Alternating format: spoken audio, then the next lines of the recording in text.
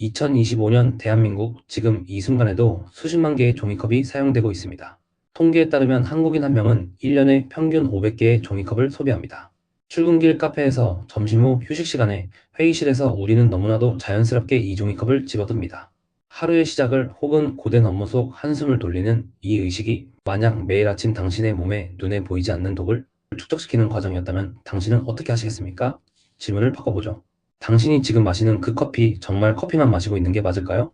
오늘 우리는 그 평범한 종이컵 속에 감춰져 있던 충격적인 진실과 마주하게 될 겁니다. 안녕하세요. 시니어를 위한 자기 개발을 알려주는 놈입니다. 먼저 이 사실부터 직시해야 합니다. 우리가 쓰는 종이컵은 순수한 종이가 아닙니다. 만약 종이였다면 뜨거운 물을 붓는 순간 눅눅해져 찢어져야 정상이겠죠? 종이컵이 멀쩡한 이유는 그 내부에 있습니다. 바로 폴리에틸렌, 우리가 흔히 PE라고 부르는 얇은 플라스틱 필름이 코팅되어 있기 때문입니다. 물이 새지 않게 하려는 이 간단한 조치가 비극의 시작점입니다.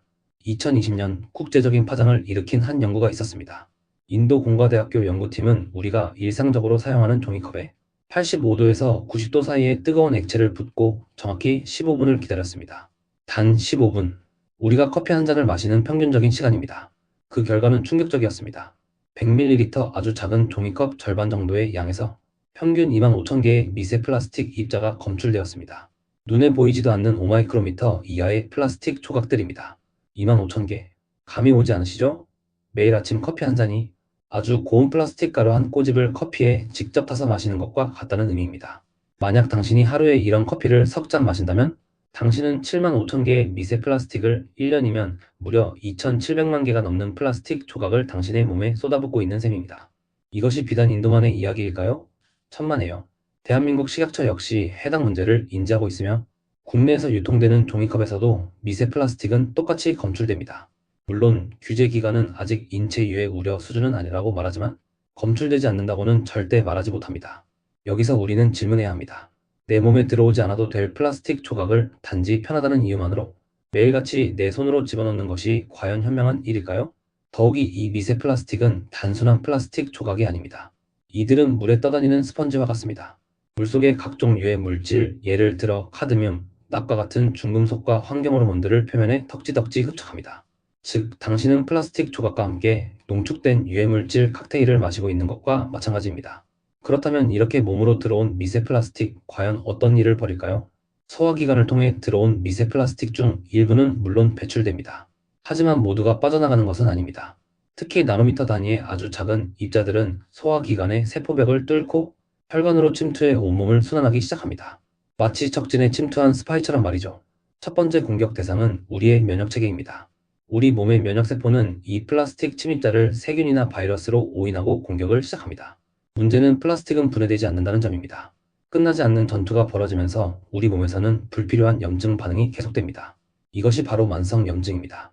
원인 모를 피로감, 잦은 통증, 더 나아가서는 자가면역 질환의 위험까지 높이는 원인이 될 수 있습니다. 두 번째는 호르몬 교란입니다.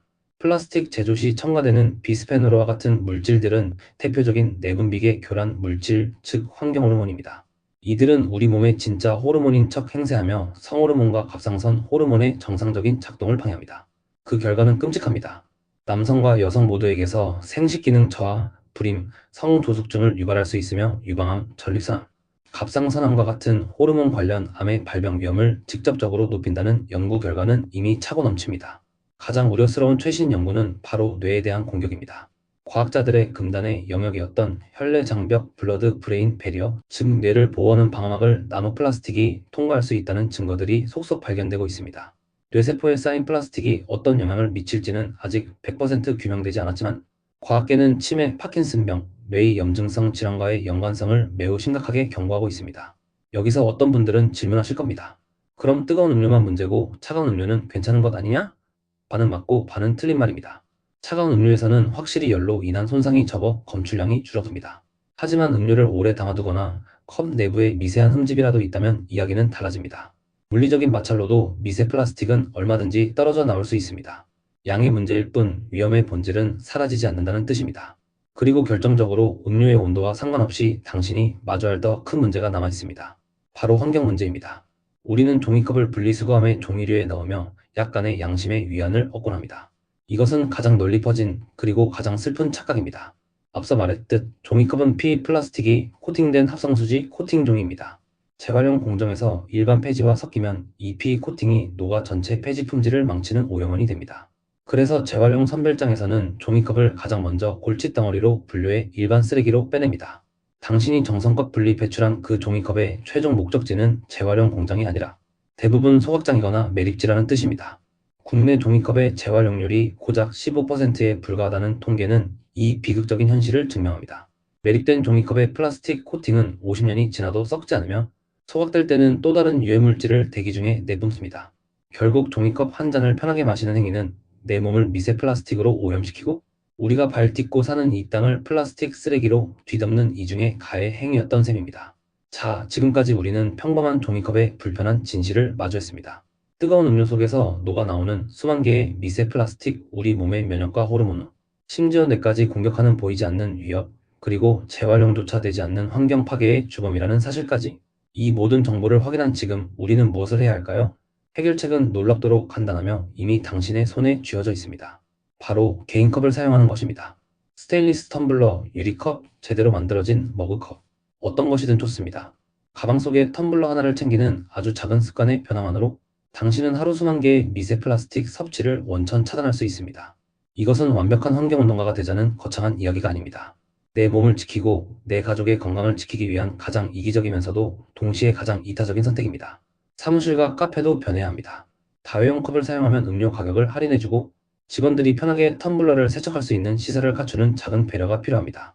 오늘 이 영상을 보셨다면 당장 내일 아침 회사에 비치된 종이컵 대신 당신의 책상 위 머그컵에 커피를 따라 보십시오. 카페에 갈 땐 가방에서 당신의 텀블러를 꺼내 여기에 담아주세요 라고 말해보십시오. 그 작은 실천 하나가 당신과 사랑하는 사람들, 그리고 우리가 살아갈 이 지구를 지키는 가장 위대하고 확실한 첫걸음입니다. 당신의 현명한 선택을 응원합니다. 지금까지 시니어를 위한 자기계발을 알려주는 놈이었습니다. 오늘 영상이 도움이 되었다면 구독과 좋아요, 그리고 아들, 딸에게 공유해주세요. 감사합니다.